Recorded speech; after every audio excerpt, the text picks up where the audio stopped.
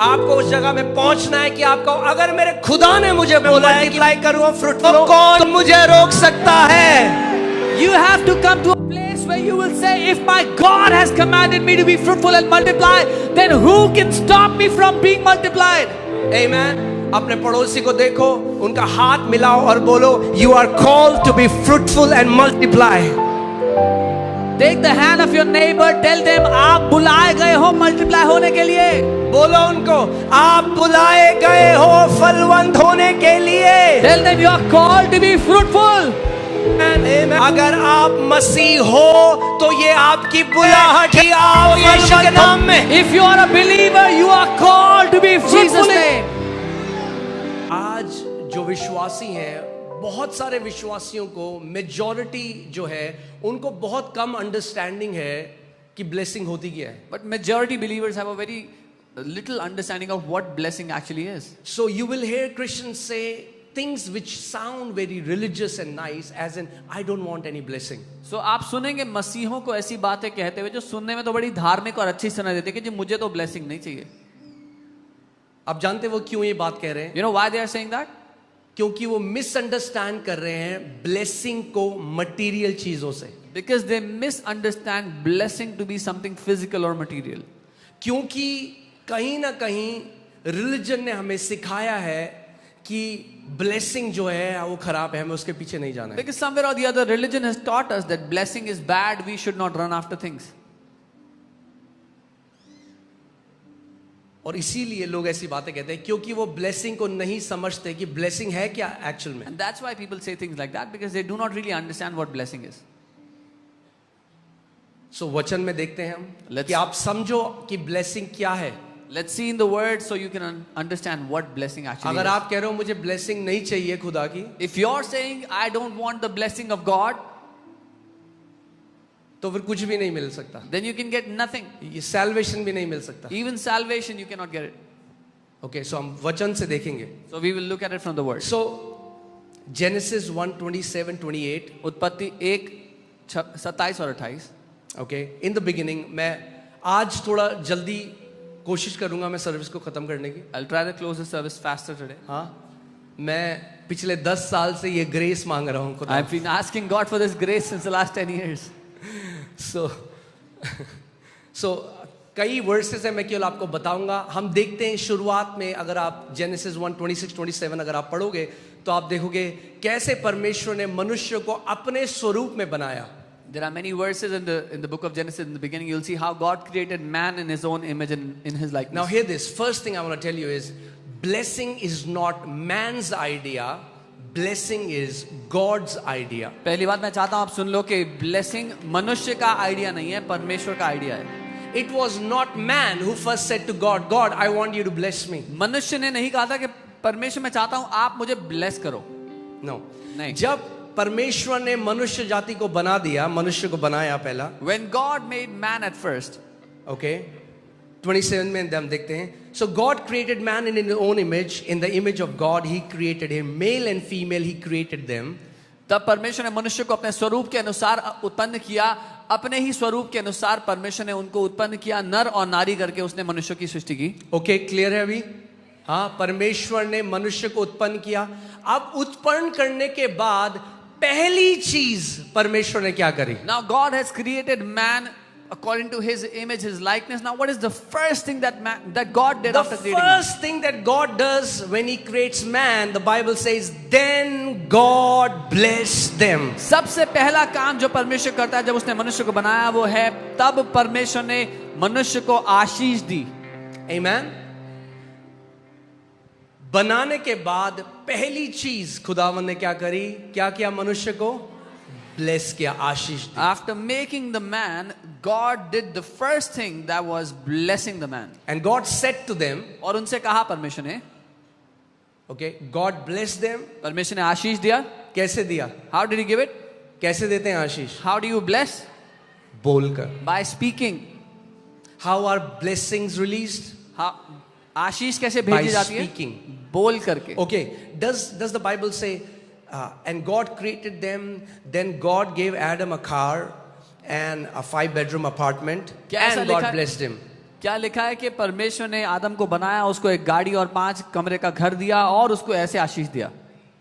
See, remove this misunderstanding from your mind. ये गलत फहमी दिमाग से निकाल दो। Blessing is not material things. आशीष शारीरिक चीजें नहीं है।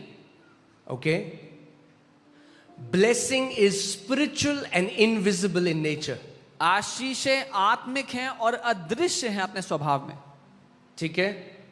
क्लियर है? ब्लेसिंग क्या है? आशीष क्या है? अदृश्य है और आत्मिक है, शारीरिक नहीं है। क्या है आशीष? आत्मिक है। Blessings are spiritual and invisible. So God blessed them परमेश्वर ने उन्हें ब्लेस किया and said, और कहा, be fruitful and multiply. फूलो फलो और पृथ्वी पर भर जाओ। So hear this. सुनिए, Blessing is a divine spiritual enablement that brings fruitfulness and multiplication in your life. आशीष एक ऐसा आत्मिक बल है या क्षमता है जो आपकी जिंदगी में फलना फूलना और बढ़ोतरी लेकर के आता है। It will cause you to thrive. वो आपको उन्नति करने पर मजबूर कर देता है। Okay? So परमेश्वर ने आदम को बोला, God said to Adam, he blessed him, उसको आशीष दी, said be fruitful and multiply. कहा फलवंत हो और कई गुना बढ़। आप जानते हैं परमेश्वर के राज्य में faithfulness is equal to multiplication. Do you know in the kingdom of God, faithfulness is equal to multiplication. विश्वास योग्यता कई गुना बढ़ोतरी से नापी जाती है। 4 लोगों को बुलाया, एक दृष्टांत प्रभु यीशु मसीह ने बताया। 4 लोगों को बुलाया, एक को 10 तोड़े दिए, एक को 5 दिए, एक को 1 दिया। 10 वाले ने 20 कर दिए, 5 वाले ने 10 कर दिए। जो 1 था उसने छुपा दिया। जब मालिक वापस आया तो उसने खर्च नहीं किया, वो तोड़ा, जो दिया था वो वापस दे दिया। और मालिक ने उससे कहा तू दुष्ट नौकर है। So Jesus told a story where he called some people. He gave 10 talents to one, 5 to one, and 1 to one. When the master came back, the one who had received 10, he returned 20. The one who had 5, he gave 10. But the one who had 1, he had hidden it. He did not spend it, but he returned that 1. And the master said, "You are evil. You are a wicked servant." कितने लोग faithful होना चाहते हैं जगह में? How many of you want to be faithful in this place? अगर आप faithful होना चाहते हो, इसका मतलब जो खुदा आपके हाथ में रखता है वो मल्टीप्लाई होना चाहिए आपकी लाइफ में। If you want to be faithful in this place in your life, then whatever God has put in your hand, it should multiply. Amen. जो लोग ब्लेसिंग के अधीन है ना, अब ध्यान से सुनो, ब्लेसिंग इनविजिबल है। हाँ? The blessing is invisible. जैसे हवा जब चलती है तो इनविजिबल है। Like the air is, the wind is invisible. आप हवा को नहीं देख सकते, You cannot see the air, मगर उसके प्रगटीकरण को देख सकते हो। but you can see the way it manifests. जब हवा चलती है, पेड़ में पत्ते हिलते हैं तो आपको पता लगता है हवा चल रही है। When air blows, when wind moves, you see the leaves shaking. यद्यपि हवा अदृश्य है, Even though air is invisible, मगर उसका प्रगटीकरण दिखाई देता है। but its manifestation can be seen. ऐसे ही ब्लेसिंग भी इनविजिबल है, अदृश्य है, मगर जब आपके जीवन में आती है तो उसका प्रगटीकरण आप और सब लोग देखने लग जाते हैं। Similarly, the blessing of God is invisible, but when it comes into your life, everyone begins to see the manifestation in your life. Okay, so मूर्खता में ये बात मत कहना कि मुझे ब्लेसिंग नहीं चाहिए, Don't say this in foolishness that I don't want blessing. Because you are rejecting God's enablement. आप परमेश्वर की क्षमता को ठुकरा रहे हो, trying to be very religious. ज्यादा आत्मिक दिखने के चक्कर में। जैसे अनॉइंटिंग, अभिषेक इनविजिबल है, अदृश्य है, दिखाई नहीं देता। Just as anointing is invisible, it cannot be seen.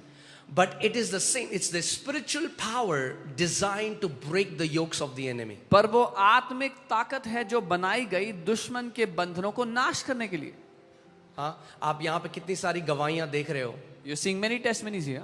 कोई दुष्ट आत्मा से ग्रसित था, 30 साल से बीमार था, 40 साल से। आप क्या हुआ? जैसे ही वो उस अदृश्य अभिषेक के अधीन आए, अदृश्य अभिषेक दिखाई नहीं दिया मगर उसका प्रगटीकरण दिखाई दिया। सूखा हाथ ठीक हो गया, एड्स ठीक हो गया, कैंसर ठीक हो गए। Someone was demon possessed or in bondages, when they came here, they came under the anointing. They did not see the anointing, but the manifestation of the anointing showed up. Their withered hand came back to life. Cancer got healed. AIDS got healed. Amen. अब सोचो आप church service में आके बोले मुझे नहीं चाहिए anointing, Now think about it. You are in the church service and you say, I don't want anointing. तो मैं कहूँगा क्यों आए भाई? I'll ask you, why are you here?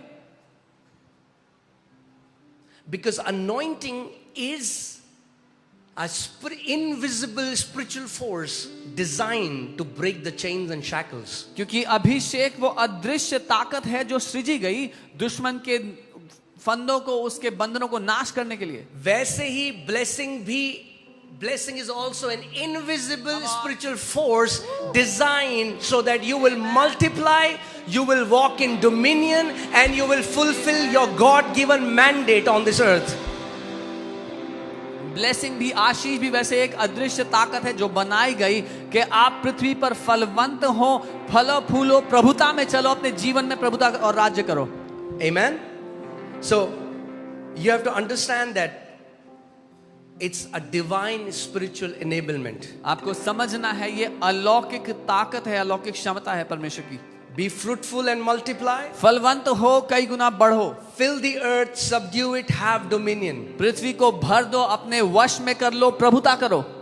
Okay, अब ध्यान से सुनो. Hey carefully. जब blessing के अधीन आप आओगे, When you come under the blessing, हाँ, जो चीज आपके ऊपर प्रभुता कर रही थी, ब्लेसिंग आपको सशक्त करेगा कि आप अब उस चीज के ऊपर प्रभुता करने लग जाओगे यीशु के नाम में. when you come under the blessings, the thing that was having dominion over you, now you will start to dominate those things in your life. Okay, clear है ये बात? हाँ, अब मैं आगे आपको मैं सिखाऊंगा कैसे आप आशीष के अधीन आ सकते हो. I'll teach you how you can come under blessing. क्योंकि ये एक थियोलॉजिकल स्टेटमेंट नहीं है. हाँ भाई मैं तो आशीष के अधीन हूं, तो मैं कहूंगा प्रगटीकरण कहां है फिर? This is not a theological statement to say yes, I am under a blessing, and I'll ask you, where is the proof? Okay, जब एक व्यक्ति ब्लेसिंग के अंडर चलता है तो प्रगटीकरण दिखाई देता है उसके जीवन में. When anyone walks under the blessing, there is proof in their life. There is manifestation of the blessing in their life. Okay, so क्या ब्लेसिंग में क्या बोला? Be fruitful, multiply. In the blessing he said, फलवंत हो, कई गुना बढ़ो. कितने लोग यहाँ फ्रूटफुल होना चाहते हैं और मल्टीप्लाई होना चाहते How हैं? many people here want to be fruitful and want to multiply? Okay, now that is not a bad desire. ये एक बुरी चाहत नहीं है. That's God's desire for humanity. ये तो परमेश्वर की चाहत है मनुष्यों के लिए. Come on. Okay, that's your Father's desire. ये तो आपके पिता की चाहत है आपके लिए. Jesus said, when you bear much fruit, the Father is glorified. यीशु ने कहा जब आप बड़े फल फलाते हो तो पिता की महिमा होती है. Amen.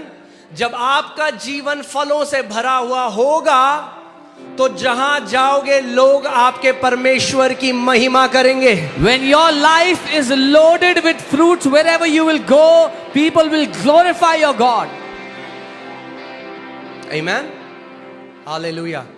It's not a good thing, it's God's desire for you. ये एक अच्छी चीज नहीं है, परमेश्वर की चाहत है आपके लिए. Okay, I'll take it further. It's not even God's desire, it's God's commandment for humanity. मैं एक कदम और आगे ले जाता हूँ. ये परमेश्वर की चाहत नहीं है, ये उसका आदेश है मनुष्य उसने जाति के कहा लिए. मन करे तो फ्रूटफुल हो जाना, उसने कहा be fruitful and multiply. He didn't say if you feel like then be fruitful. उसने आदेश दिया फलवंत हो, बढ़ो. Amen. आपको उस जगह में पहुंचना है कि आपको, अगर मेरे खुदा ने मुझे बोला है कि मैं मल्टीप्लाई करूं, फ्रूटफुल हूं, तो कौन मुझे रोक सकता है? You have to come to a place where you will say, if my God has commanded me to be fruitful and multiply, then who can stop me from being multiplied? Amen. अपने पड़ोसी को देखो, उनका हाथ मिलाओ और बोलो, you are called to be fruitful and multiply. Take the hand of your neighbor, tell them आप बुलाए गए हो मल्टीप्लाई होने के लिए. बोलो उनको, आप बुलाए गए हो फलवंत होने के लिए. Tell them you are called to be fruitful. Amen. अगर आप मसीह हो तो ये आपकी बुलाहट है कि आप फलवंत हो यीशु के नाम में. If you are a believer, you are called to be fruitful in Jesus' name. Amen. Hallelujah. Praise God.